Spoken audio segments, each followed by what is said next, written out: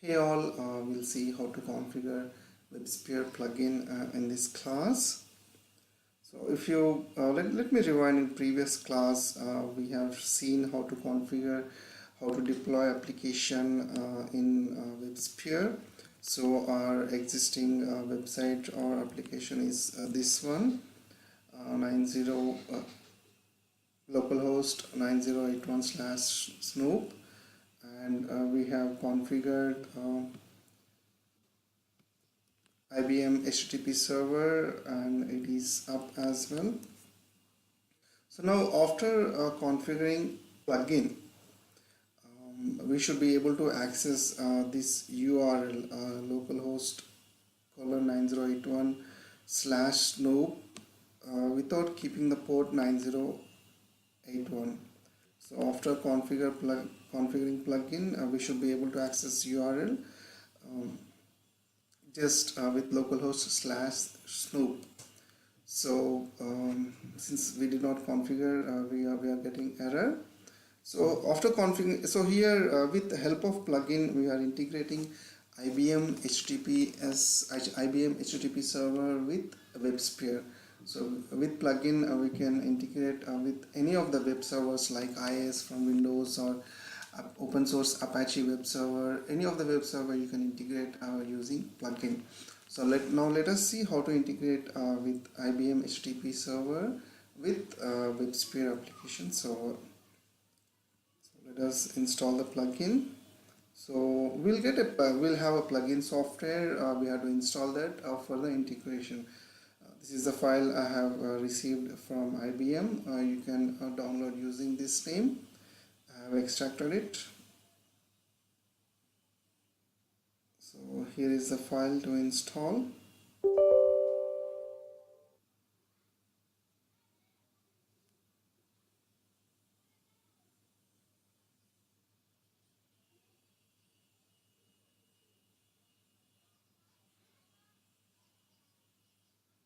I don't need any overview and installation scenarios. I'm unchecking it.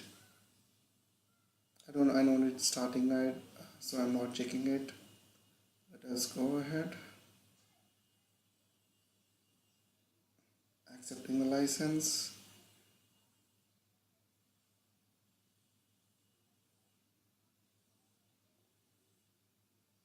As I said in previous session, we can ignore this warning. Plugin is compatible in Windows 10 as well. In my system, I'm having IBM HTTP Server version 7, so I'm selecting that. If you have Apache, or if you have Microsoft Internet Information Service, as I said, IIS from Windows, it's nothing but Microsoft Internet Information Services. If you have front-end as IIS, you can select this, and if you have Sun Web Server, you can select this. If you have Lotus, you can select this. So as of now, since I'm having IBM HTTP Server version 7, I'm selecting this. So I'm having a web server in the local machine, so I'm selecting this option.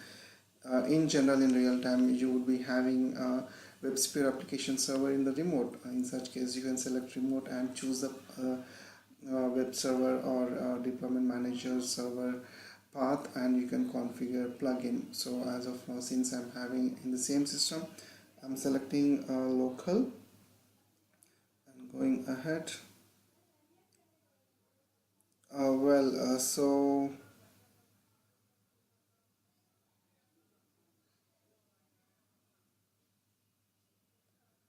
So here we have to show the where we can configure plugin. So in general it will get configured in the IHS path. So this is not the exact path where IHS is configured. So let us browse IBM server.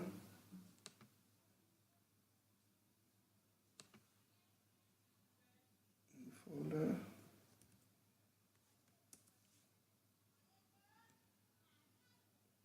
I want to configure plugins here.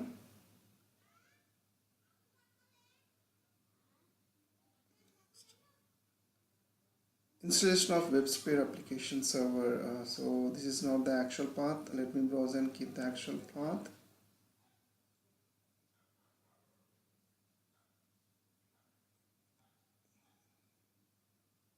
IBM WebSphere app server. So this is a VAS route. So let me select that. Select the WebSphere application server profile to configure with current plugins installed.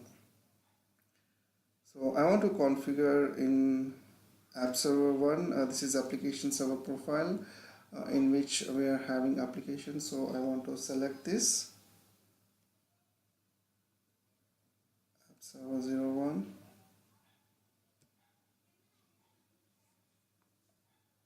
Select the existing IBM HTTP server httpd.conf config file. So let me select the actual file.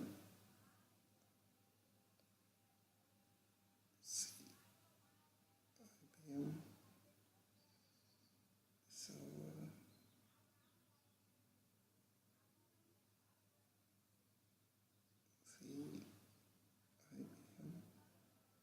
Server conf http.conf.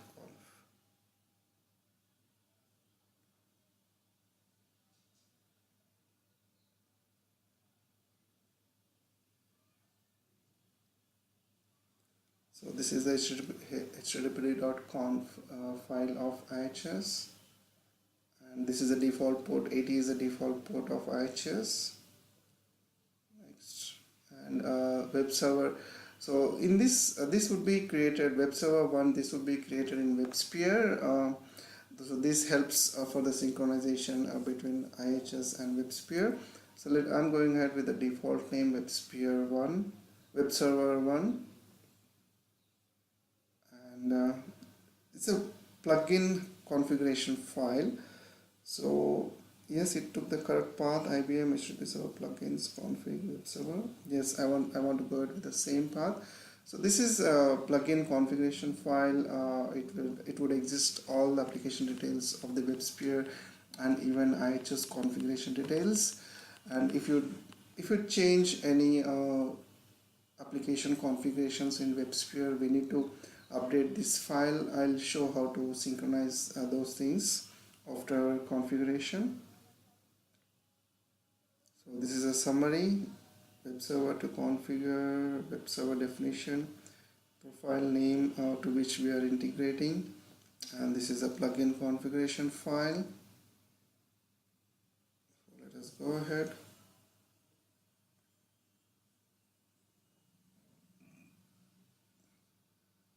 Yeah, the following plugins will be configured.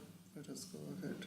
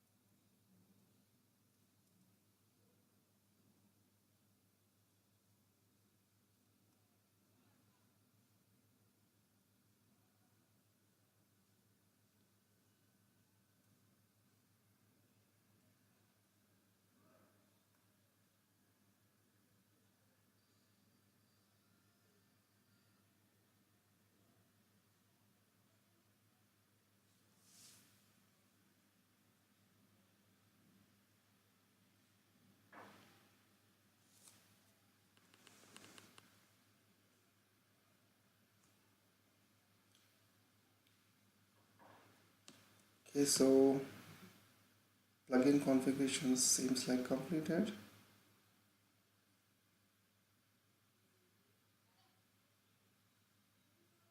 Okay, it is configured. So let us restart IHS and WebSphere application server profile so that the changes would take place completely. So let us stop IHS first. As I said in previous class, you can restart IHS in Windows through services.msc, and in Linux you have to go to bin and use Apache CTL start Apache CTL stop commands. So let us stop them.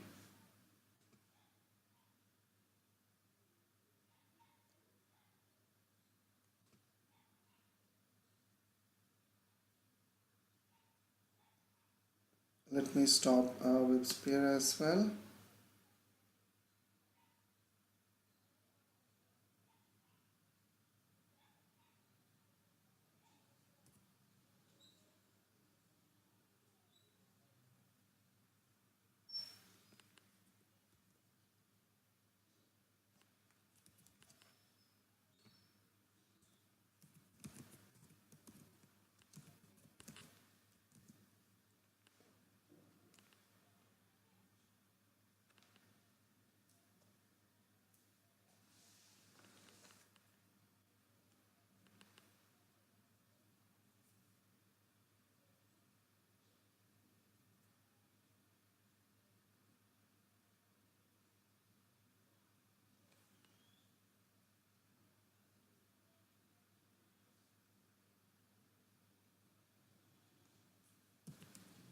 Stopping is completed. Let us start it back.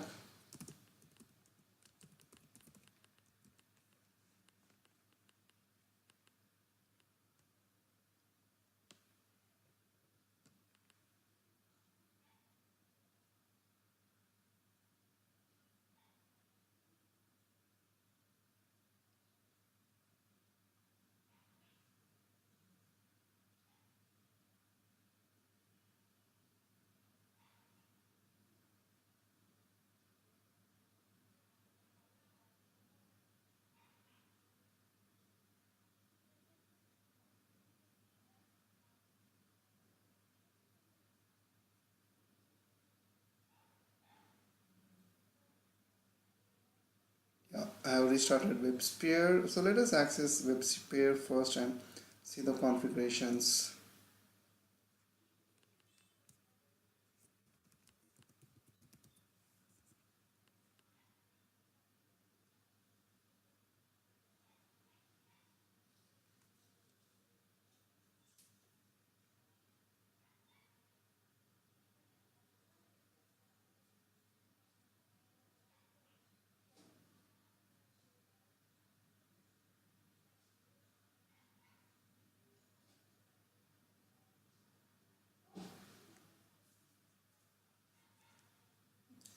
This is a profile in which we have integrated IHS.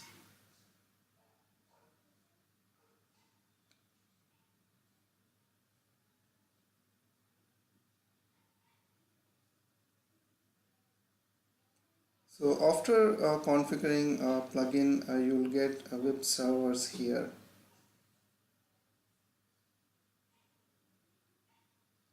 So this is the server. Earlier it was not there, now it has come. So since we did not start IHS, it is showing red in color. So I just want to check the configuration details.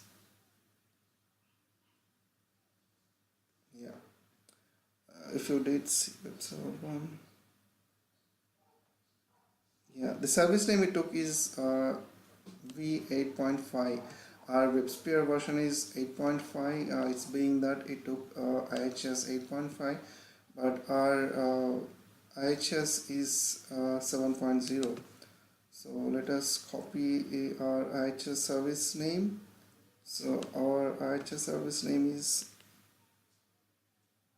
HTTP Server 7.0.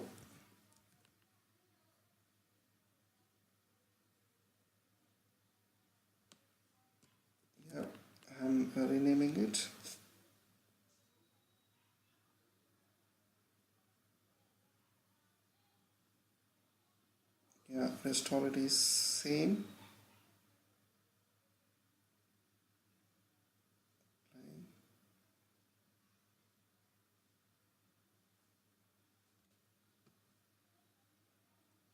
Okay, then save. Yes, so now we have to federate these changes to IHS. See, if we do any configuration changes in WebSphere, we need to change these modifications to IHS plugin during installation. If you did remember, we have seen the plugin configuration file.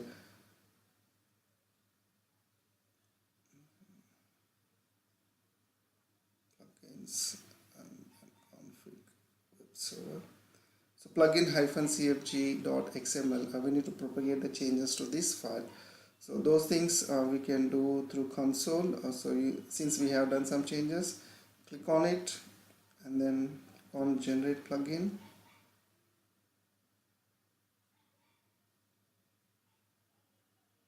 Yeah. After generating plugin, we need to propagate it.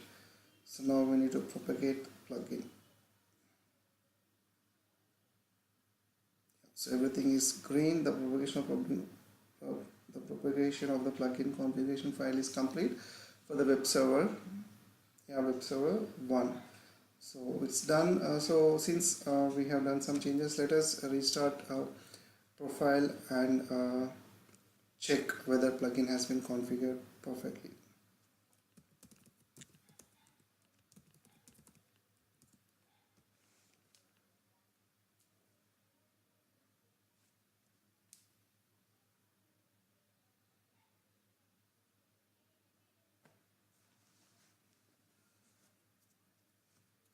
So now after restarting WebSphere, we should be able to access the URL without using port 9081.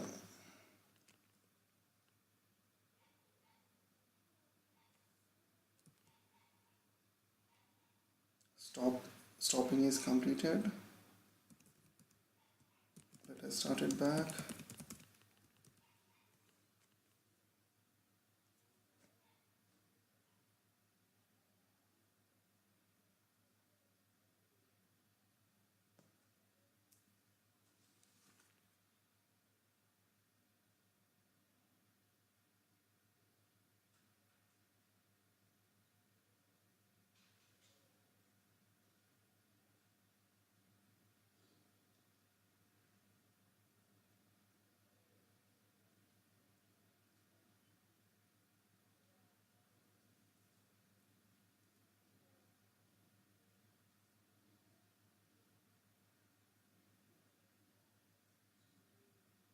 Yep, WebSphere is started. Now let us start IBM HTTP server.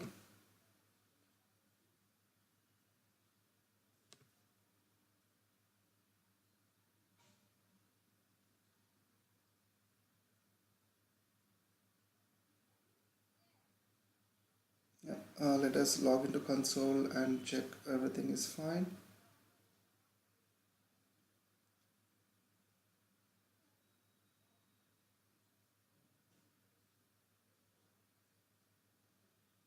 Web server is up, and so let us check applications from application end.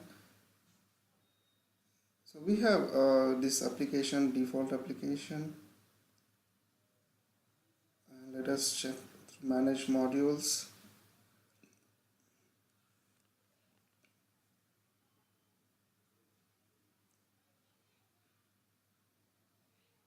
Yeah, in fact we should have this.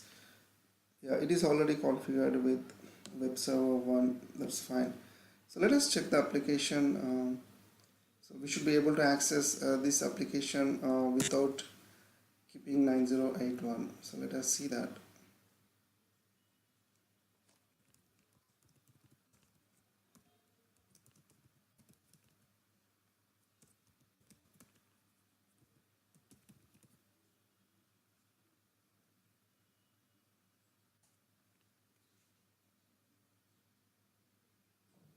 Yeah, see now you are able to access localhost /snoop without keeping the port 9081. So it helps us to avoid keeping specific ports of applications. And this is how we configure plugin. Let us go back and check the notes. So this is setup file, and by any chance if you couldn't configure web server 1 during installation, as I have showed manually, you can edit web server, the one which is created through plugin. Yeah, this you can edit the changes manually as well. And then I've shown the plugin configuration file which we have federated and propagated as well. And as I said, you can navigate to application and configure the web server. You can change the web server configurations. Applications, applications. You can go to manage modules, and here you'll have web server definitions whichever you configure. So you can assign them accordingly based on your environment. And here we are having this server one. If you have clusters, you will see the clusters. If you have clusters in your environment, you will see them as well here. So you can integrate the changes as per your requirement. And the final step after configuration, we are able to access localhost /snoop without keeping the port of WebSphere. And let us navigate config. So if you could see here at the bottom, you would see the plugin configuration file. See, this line is updated after integrating plugin. So now there is a whole synchronization between HTTP server, IBM HTTP server and WebSphere through this plugin configuration file. And let us check the logs. Yeah, I'm sorry, IBM plugins logs web server. Yeah, HTTP underscore plugin dot log. This is also one of the important log which will help you to troubleshoot if you face any issues for the communication between IBM HTTP server and WebSphere and WebSphere. This is all about this class. I'm done with the class. If you have any questions or doubts, please load them in the comments. I would be replying to them. And if you want to learn WebSphere application server administration, please subscribe to this channel so that you can get more videos in near future. Please check my playlist mentioned in my channel, which will have complete administration course. Thank you for watching this video. Bye bye.